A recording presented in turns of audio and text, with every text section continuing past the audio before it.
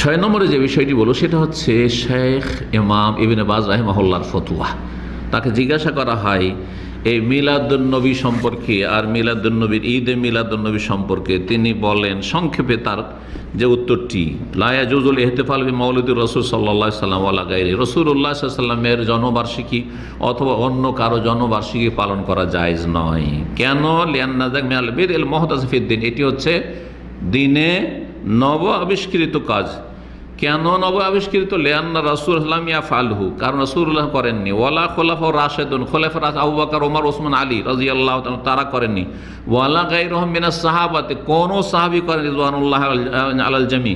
ওয়ালা তাবিউন লাহুম বিইহসান, কোন তাবেঈ করেননি।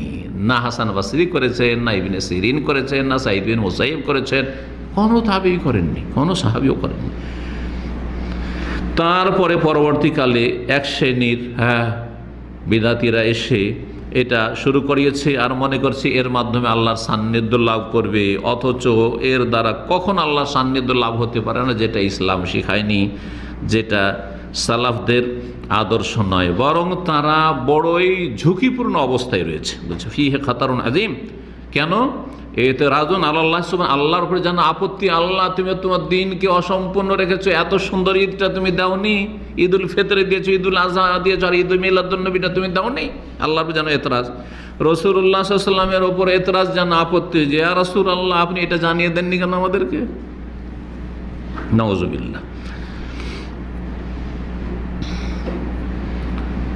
7 নম্বরে যে বিষয়টি শেখ ইবনে বাজ রাহিমাহুল্লাহর ফতোয়াতে রয়েছে যে এই রকমের মিলাদ যদি কেউ আবিষ্কার করে বা পালন করে, তো তার ধারণা যে লাম ইউকাম্মিলুদ্দিন, আল্লাহ রাব্বুল আলামিন এই দিনকে কমপ্লিট করেনি। ইন্নাল্লাহ সুবহানাহু ওয়া তাআলা লাম ইউকাম্মিলুদ্দিন লিহাযিল উম্মাহ। আর যদি আল্লাহ কমপ্লিট করে থাকে তো রাসূলুল্লাহ সাল্লাল্লাহু আলাইহি ওয়াসাল্লাম সেটা যথাযথভাবে পৌঁছাননি।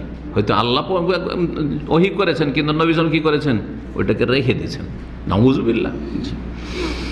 অথচ রাসূলুল্লাহ সাল্লাল্লাহু আলাইহি ওয়াসাল্লাম স্পষ্টভাবে পৌঁছে দিয়েছেন, স্পষ্টভাবে আল বালাগুল মুবিন, ফাহাল আলা রাসূল ইল্লাল বালাগুল মুবিন। রাসূলের দায়িত্ব হচ্ছে সুস্পষ্টভাবে মানুষের কাছে পৌঁছে দেওয়া। সহিহ মুসলিমের একটি হাদিসে রয়েছে আব্দুল্লাহ বিন আমর বিন আস থেকে বর্ণিত রাদিয়াল্লাহু তাআলা আনহুমা কালা রাসূলুল্লাহ সাল্লাল্লাহু আলাইহি ওয়াসাল্লাম মা বাসাল্লাহু মিন নাবিয়্যিন, যে কোনো নবীকে আল্লাহ পাঠিয়েছেন ইল্লা কান হাক্কান আলাইহি, তার ওপর আল্লাহর হক হচ্ছে আইয়াদুল্লাহ উম্মাতাহু আলা খায়রি মা ইয়ালামুহু লাহুম, যাতে কল্যাণ রয়েছে সেটা অবশ্যই বাতিলে দেবেন সেই নবী, যাতে ভালাই রয়েছে। ওয়া ইউনজিরুহুম শাররা মা ইয়ালামুহু লাহুম, আর যেটা অনিষ্ট মন্দ সেটা থেকে সতর্ক সাবধান করে দেবেন। সুন্নত বাতিলে দিয়েছেন আর বেদাত থেকে সতর্ক করে দিয়েছেন। যদি ভালো নেকির কাজ হয়তো রাসূলুল্লাহ অবশ্যই তার উপর এটি হক, উম্মতের হক এবং আল্লাহর হক, যে সেটা মানব জাতির কাছে পৌঁছাবেন, তিনি পৌঁছাননি।